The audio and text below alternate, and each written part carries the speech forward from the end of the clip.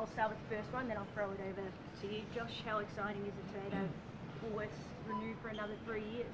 Yeah, it's massive. They've obviously been on board since 2018, and I've been a big part of Woolworths as well for that time, and to have them on board again, all of our partners are great. Just going through those numbers that Woolworths mentioned then of getting kids involved in Woolworths Blast cricket, it's just amazing numbers. Small towns like where I grew up are getting the opportunity to play cricket at a young age, so it's fantastic. Awesome. Over to you. Off being a Woolies man, you know your way around the supermarket. I'll probably go around here afterwards actually, get a few things, but love doing the grocery shopping. Hey, how are you, mate? A little bit of time away from the full-time intensity of cricket. What have you been up to? We only just got back from New Zealand a few days ago from the T20 series. Another good series over there.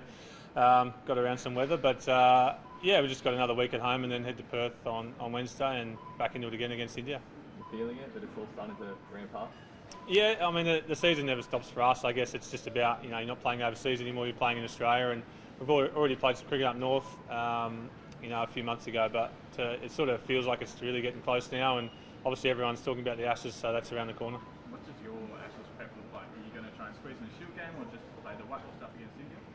Probably both. Yeah. I think we've definitely had chats about fitting in a Shield game. I feel like it did well for me last year. It's just about getting those spells, 3 or 4 spells in a day, repeated days bowling, all that sort of stuff. So I think there's a few of us down for that. We've obviously seen the Shield season kick off over the weekend, so some good scores already.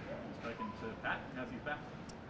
No, I haven't seen Pat in a few weeks actually. I assume everything's going to plan. It's sort of a tricky one, the back. It sort of wakes up different every day, but I think the timeline's there. It's just a matter of how much they want to push. Surely there's a text message here and there, checking in on him. Yeah, absolutely. There's a couple of WhatsApp groups, probably too many from time to time, but yeah, we're always in constant communication, and I guess it's still at a stage where he's ticking off little things, and that'll progress over the next few weeks and months. As a fast bowler, do you think it's important to get a Shield game in before the Ashes? Yes, I do when there's time for it. You don't want to squeeze anything, you don't want to rush things, but this year I think we're obviously going to miss a couple of T20s to do that, which I certainly don't like doing, missing games for Australia, but in the long run I guess it's about getting the best prep for the Ashes as well, so you can't have everything, and that's sort of the trade-off at the moment. What about Pat? Does he need a Shield game before the first test? I don't think so. He probably hasn't done it in 5 or 6 years now, and we've been in a similar boat over that period as well. So I think 3 one-days in a week, things like that, huge workload in one-day cricket, back to back with travel and stuff. It's close to a Shield game. The intensity is obviously probably more. It's just about the workload during the days. So everyone looks different. Everyone's program looks different. Ideal world, I think a Shield game is good. Mentioned the Shield a few times. It's been labelled an Ashes shootout, these opening rounds of the season. I can imagine you've been a keen observer of the last few days. Yeah, I feel like it's always a shootout every year. Has probably been for the opening spot with Uzi the last few seasons, but I think it's not just these few games. It's probably the body of work that someone's done over the last 2 or 3 years, and putting the numbers on the board regularly, consistently, whether it be here or county cricket or both, and things will take care of themselves. Obviously a standout's been Marnus with that big knock just yesterday. As a mate, as a teammate, how proud are you of seeing him produce a knock like that? Yeah, it's great to see. Obviously spent a lot of time with Marnus. I think any time a batsman goes through a period like that, you always want to see him bounce back, and it's quite common to have those periods in your career. We've seen it in past generations. Matthew Hayden's probably one that comes to mind of working their way back into the Test team at a later age and having a really successful sort of back half. The Windies tour in particular was a time that from the outside, he was straight to work, doing the extras and trying to get back to playing the cricket that he's proud of. What did you see behind the scenes about his attitude on that tour? Because speaking yesterday, he just said that a changed approach has helped him find this form to start the year. He's always working hard. He's probably one of the hardest trainers in the group. My advice is probably get away from the game for a month or so and just refresh and go fishing or something. But he's definitely the other way. He's all in, working on new things all the time. Always talking to Smithy, obviously, batting coaches, all that stuff. So great to see him get runs. Probably the most focus just about has been on Sam Konstas for that, keeping that spot. You kind of reached out to him over this little period and giving him advice about keeping all this focus and no pressure on him. Yeah, I've seen him from time to time at Cricket Central, where we do most of our training. I think it's just the case of he's sort of the next generation player. He's a young guy. He's going to attract attention because of how he came on the scene. I feel like he's dealing with it pretty well. Really, he's so much younger than everyone else in the Test group. I think he learned a lot on the last trip to the West Indies and the World Test Championship final. So he's always just going to keep learning, and he'll take all that stuff on board. And yeah, that's part and parcel of being in the Australian cricket team, I think.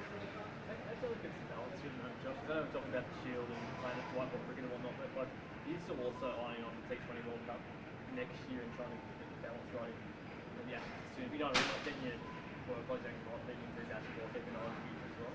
Yeah, absolutely. I think that's all the time, and that's why I probably put my hand up for as many tours as I possibly can. And it's even if we play 2 of the 3 on a tour or something like that, it just means I'm still consistently touching base with those different formats. And I feel like my game doesn't change a hell of a lot, and I've been around long enough now to duck and dive in each format and chop and change, so to speak. And I think you just at practice as well. You're practicing different things all the time to just be ready for those situations in the 3 different formats. And I think I've said it before, it just keeps me fresh. If it was just like rugby league or AFL playing the same game every week, it'd get a bit monotonous. So it's good to have the different formats. How do you think the top order compares to ones in years gone by? Yeah, I think it's very good. They've probably had the consistency more so than other teams that have come out. They've been together for his best part of 3 or 4 years, I reckon. A lot of those guys, and they know each other's games well. Obviously play an attacking green of cricket. This particular team hasn't been to Australia yet together. There's obviously been certain players, Root, Stokes, guys like that, but as a sort of combined unit, they haven't been here, and I guess we're going to find out what happens.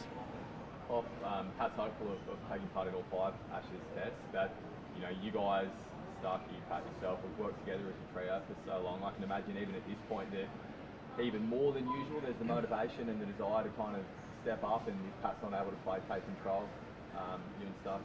Yeah, absolutely. I think there's been certain times over the last few years when we haven't all been together, and it's probably been me missing out more than the other 2.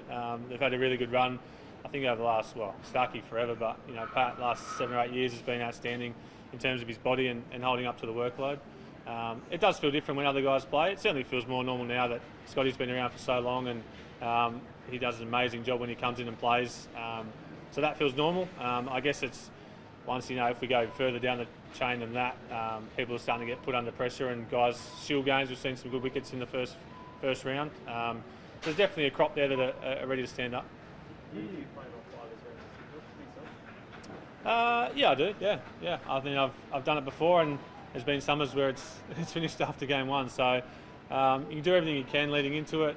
I think the schedule's quite generous for the first 3 tests. It's just about backing it up in the last couple in a row. So we'll play it by ear as we always do, and there's always good, honest communication between selectors, coaches, and players. So it's such a senior team, we know each other really well. So we'll put our hand up if we're not quite ready.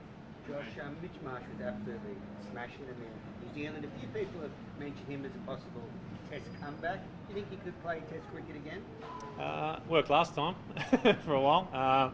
I think he's playing probably the best cricket of his career. I think he's a lot more relaxed now. Obviously, he's captain of the 2 white ball teams at the moment, but I think in particular in the T20 mode, he's just relaxed, playing his natural game. Whether that can mould and fit into a top 6 somewhere, I'm not too sure, and it's probably not up to me. It's up to the selectors, but I'm not sure if he'll get a Shield game in or not. But every time he goes out to the bat for Australia at the moment, he's come pretty well. So who knows? You have to do a bunch of interviews like this, but 6 weeks out from the Ashes, have you actually thought about it much yet? No, not at all. Not at all. Literally just taking it game by game. I think I've said that before as well, but focused on New Zealand. Now I focused on India and get everything right through that series, and I'll focus on the Shield game, and then I guess the Ashes once we get to Perth in November. So yeah, it just feels a long lead in, I think. Obviously built up by you guys as well, but it's exciting. Josh, JL said something on Friday about fans are confused with the top order and talking about the shootout. As a veteran member of the squad, would you like to see selectors just pick and stick?